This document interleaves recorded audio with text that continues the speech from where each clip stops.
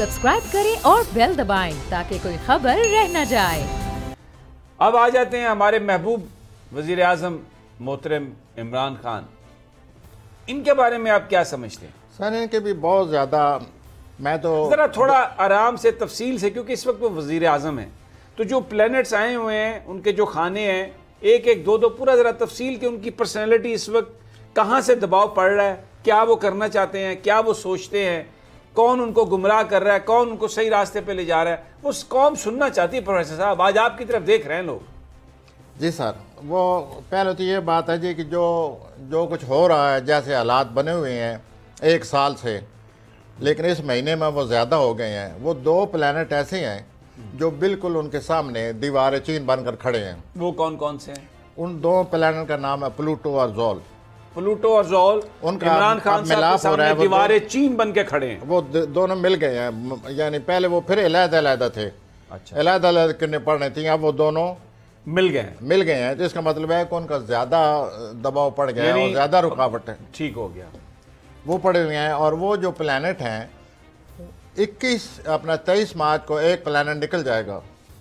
अच्छा, फिर एक रह जाएगा। अच्छा, कौन सा निकल जाएगा? वो ज़ोल निकल जाएगा 21 मार्च से। अच्छा, ये दबाव कम हो जाएगा उनका, यानी जो इमरान खान पर इस वक्त जो प्रेशर। अच्छा, ये दो इकट्ठे कब हुए हैं? मैं दो लफ्ज़ों में सर ये बताना चाहता हूँ कि वो बंद गली में आ गए हैं। अच्छा, 3 मौके ऐसे आने वाले हैं 2020 में, 4 अप्रैल को और जून में और नवंबर में, जब इस गली में कोई ना कोई रास्ता बनेगा। जिस बंद गली में वो आ गए हैं वो फिर निकलेंगे, ये नज़र आता है। लेकिन ये जो 1-2 महीने आए पड़े हैं ये बहुत सख्त हैं, और वो जो बंद गली में रास्ता बनेगा वो 4 अप्रैल को नज़र आता है पहली दफ़ा, फिर जून में मौका मिलेगा उनको, फिर उसके बाद अपना नवंबर में। अच्छा, फ़िलहाल वो बंद गली है, और प्लैनेट ये कह रहे हैं कि आगे एक दीवार चीन आ गई है। अगर ये मुबालगा ना समझा जाए तो मैं यूँ कहूँगा कि बहुत बड़ी रुकावट है, और उस रुकावट वो समझ रहे हैं कि रुकावट है। अच्छा, अब ये हो रहा है सर कि अभी तक उन्होंने कोई रद्द-ए-अमल ऐसा नहीं किया जैसे उनके बारे में कहा जाता है कि बड़े गुस्सा है, बड़े यूँ है वो है। वो 14 फरवरी से ये रद्द-ए-अमल ज़ाहिर करेंगे। और 14 फरवरी से क्यों करेंगे? कोई प्लैनेट की और मूवमेंट है? जी हाँ, मरीख आ रहा है सर, मरीख आते ही उनके सामने मरीख आ जाएगा। ये दीवार चीन मज़ीद बड़ी दीवार चीन बन जाएगी मरीख आने से। यानी ज़ोहल और प्लूटो पहले मौजूद हैं? हाँ जी, ऊपर से मरीख आ जाएगा, ऊपर से मरीख भी आ जाएगा। मरीख ज़ोल से मिलेगा मार्च के आखिरी हफ्ते में, तो वो कहानी तो और बढ़ जाएगी। मुझे तो नज़र आता है कि पता नहीं उस वक्त रद्द-ए-अमल जो इनकी तरफ से हो मज़ीद कशीदगी नज़र आती है। प्रोफेसर साहब, बहुत इंपॉर्टेंट बात आप कर रहे हैं, मैं यहाँ पर रोकूंगा आपको, मुझे एक वक्फा लेना है। इमरान खान साहब की सूरत हाल के हवाले से प्रोफेसर गनी जावेद तबसरा कर रहे हैं, जो प्लैनेट्स की सूरत हाल है वो बता रहे हैं। इस वक्त एक बंद गली है, एक दीवार चीन जैसी एक बड़ी रुकावट मोहतरम इमरान खान साहब के सामने, लेकिन इस बंद गली में जो खुलने के चांसेस भी हैं वो भी उन्होंने बताए। मजीद इस पर बात करते हैं, हमारे साथ ही रहिए एक छोटे से वक्फे के बाद।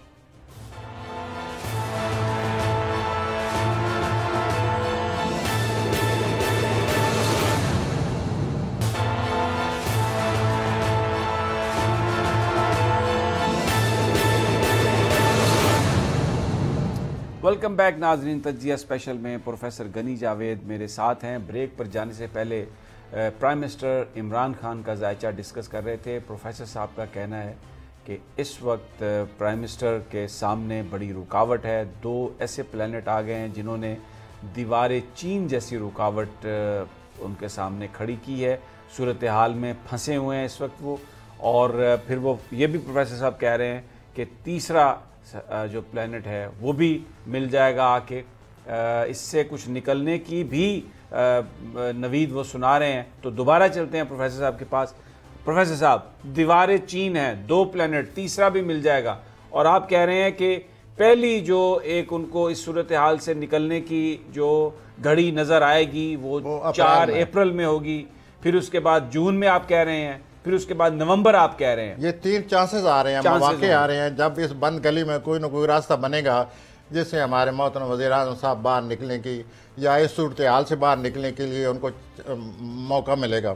آپ کے لیے دلچسپی میں یہ بات آپ کے لیے مزید آپ کو حیران کرے گی کہ بالکل یہی پلانٹ ہمارے وزیر اعلیٰ کے ہیں, عثمان بزدار کے. ہاں بالکل یہی پلانٹ, ان کے سامنے بھی دیوار آئی پڑی ہے, دیوار چین.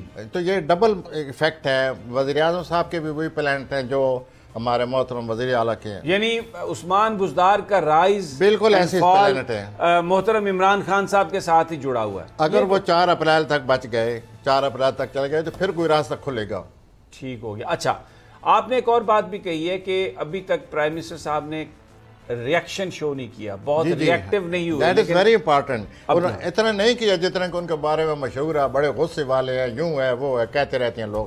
وہ 14 فروری کو جو صورتحال پیدا ہونے والی ہے یا جو مزید رکاوٹ ان کے سامنے آئے گی, اس کی وجہ سے وہ رد عمل کا اظہار کریں گے, اور وہ رد عمل کا اظہار ذرا سخت ہوگا. اچھا, اب ایک اور بات بتا دیں. جی, عمران خان صاحب کی جو صحت ہے اس کے پلانٹ کیا بتاتے ہیں آپ؟ عمران خان صحت پر اثر انداز ہے پلانٹ, لیکن وہ اتنے ایسے نہیں ہیں جتنے کہ ان کی اپنا سیاسی صورتحال کے خلاف. اچھا, صحت کمپیریٹیولی دباؤ میں ضرور ہے, لیکن جیسے پولیٹکس میں وہ دباؤ کا شکار ہے, کوئی ایسا پلانٹ نہیں ہے. اچھا, ایک اور بات کہ وہ کس قسم کے لوگوں, کیا پلانٹ سے آپ یہ بتا سکتے ہیں دیکھ کے کہ ان کے ارد گرد کیسے لوگ ہیں, ان کا مشورہ جو دے رہے ہیں ان کو, وہ کیا لوگ ان کے خیر خواہ ہیں, بدخواہ ہیں, کیا ہے وہ؟ جب سے وہ آئے ہیں اس دن سے لے کر اور ابھی اگر ان کی اللہ کرے ان کی دور حکومت جاری رہے اور پاکستان میں استحکام آئے, اس تناظر میں یہ بات کر رہا ہوں کہ جو بھی ہمارے حکمران آئے اسٹیبلٹی آنی چاہیے, استحکام آنا چاہیے. لیکن سر جس دن سے وہ آئے ہیں اس دن سے لے کر اور ابھی 4-5 سال اور ان کو ایسے لوگ ملتے رہیں گے جو ان کو دھوکہ دیں گے. اچھا, دھوکہ دینے تو اگر آسٹریلیا کی اینک سے دیکھا جائے تو ان کو کسی کی بات نہیں ماننا چاہیے سوائے ان لوگوں کے جو کہ وقت کے ساتھ ساتھ اعتماد حاصل کر چکے ہیں, جن پر ان کا اعتماد ہے, وقت کے ساتھ ساتھ اعتماد قائم ہو چکا ہے. لیکن پروفیسر صاحب, دھوکہ بھی تو وہی دیتا ہے جس پر اعتماد ہوتا ہے, کیونکہ اگر اعتماد نہ ہو تو بندہ تو بات غور سے سنتا ہی نہیں ہے. ہاں جی, بالکل بجا کہہ رہے ہیں, لیکن مشورے دینے والے ہیں نا, اور یہ خطرہ ہے کہ مشورے دینے والے میں کسی ایک کا مشورہ مان لیں. وہ پلانٹ بیٹھا ہوا ہے جو ان کو دھوکہ دیتا ہے, اور وہ پلانٹ وہ ہیں جن کے ساتھ وہ کام کر رہے ہیں. اس گھر میں بیٹھے ہوئے ہیں جن کے ساتھ ان کا کام ہے, واسطہ ہے صبح شام. اچھا, ان کی ازدواجی زندگی کے بارے میں ہمیشہ اسپیکولیشن رہی ہے.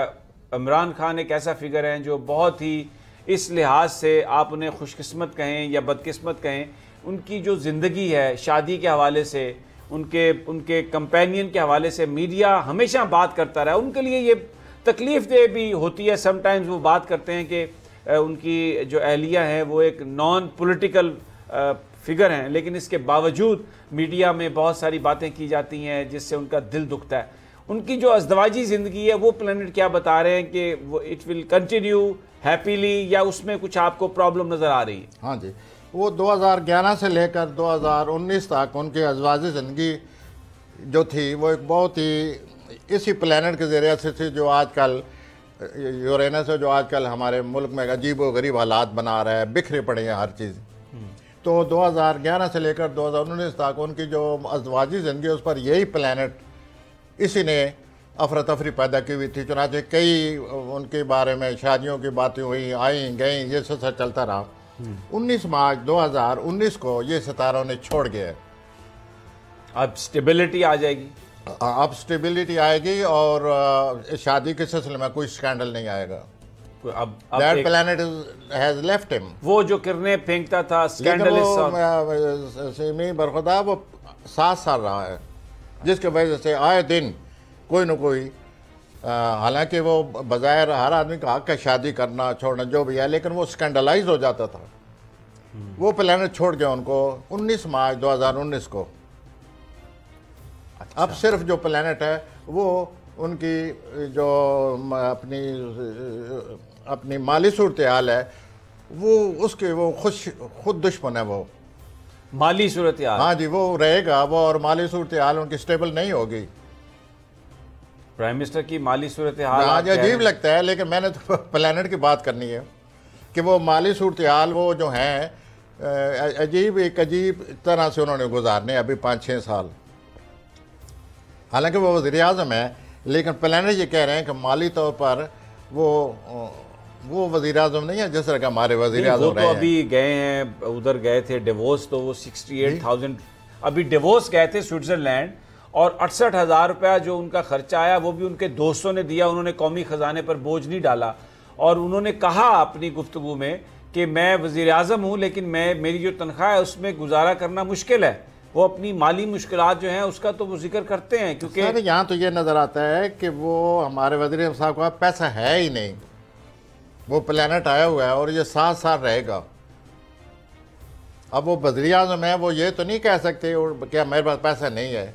میں پلانٹ کی اینک لگا کر یہ کہہ رہا ہوں کہ ان کے پاس پیسے کے معاملے میں ان کی پالیسی جو ہے وہ اسی طرح ہی اب مستحکم نہیں رہے گی جس طرح پہلے شادی کے معاملات تھے. اور وہ اپنی اس پالیسی خود شکار ہیں، کوئی پیسہ نہیں ہے ان کے پاس. اور اچانک جو جیسے آپ نے ابھی اشارہ کیا بتا رہے تھے 2 سباب کے آ جاتا ہے، اچانک غائب ہو جاتا ہے، اور یہ سلسلہ ایسے ہی رہے گا. تو ہمارے وزیر اعظم جو ہے محترم، ان کا پیسے کے ساتھ کوئی تعلق ہی نہیں ہے. ہاں، عہدے کے ساتھ تعلق ہے ان کا، عہدے کے ساتھ. Well this is only which he is attached to. But as far as money is concerned, money is nowhere to be seen in his horoscope. وہ اتار چڑھو کا شکار ہے. سبسکرائب کریں اور بیل دبائیں تاکہ کوئی خبر رہ نہ جائے.